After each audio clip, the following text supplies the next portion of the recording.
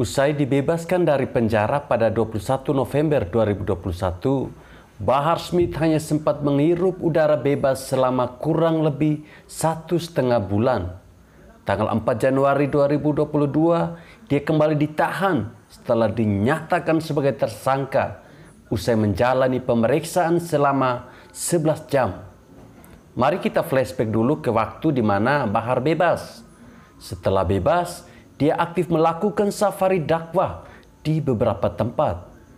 Di salah satu dakwahnya, dia terlihat kesal dan marah luar biasa. Rupanya dia marah pada orang-orang yang dinilainya mengkhianati Rizik. Bahkan dia menebar ancaman kepada siapapun yang mengkhianati Rizik. Dia mengatakan akan menghabisi satu persatu orang yang sudah mengkhianati Rizik. Dia juga menyinggung laskar FPI yang tewas saat mengawal Rizik yang berusaha keluar kota di tengah malam. Yang membuat dia makin marah adalah ketika Rizik tiba di Indonesia, bandara penuh sesak.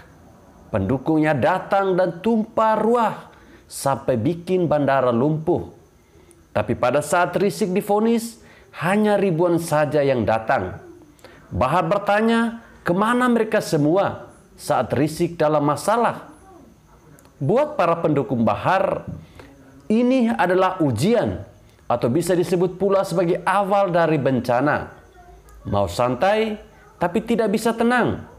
Mau diam, nanti dianggap sebagai pengkhianat karena tidak berbuat apapun untuk sekedar menunjukkan dukungan. Pendukung Bahar pasti saat ini sedang pusing 7 keliling dan 7 tikungan.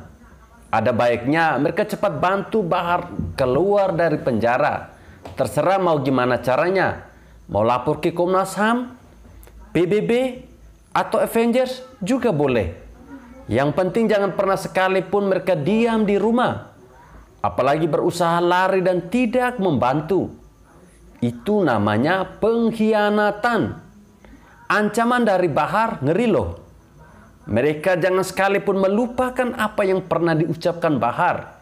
Dia bisa habisi satu persatu orang yang mengkhianati Rizik.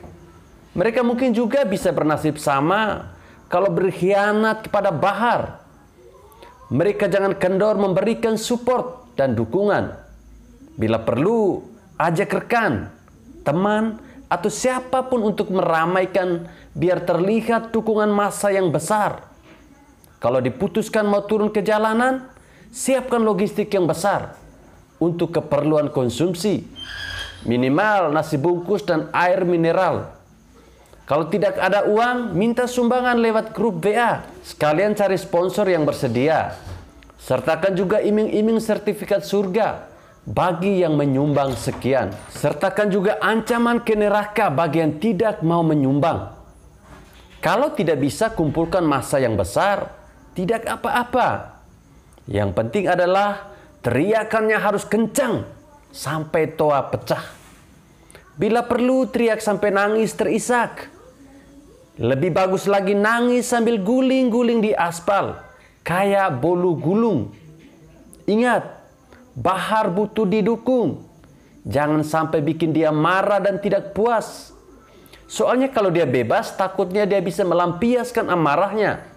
Jangan sampai dia berkata, saat saya ceramah yang datang ribuan, tapi pada saat saya divonis atau disidang, yang datang hanya belasan.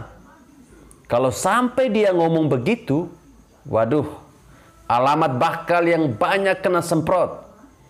Jangan sampai dia bilang akan menghabisi atau memusnahkan para pengkhianat. Kita tahu apakah dia punya batu cincin yang dicuri dari Thanos. Kalau benaran ada, cukup jentikan jari, maka mereka bisa musnah jadi abu.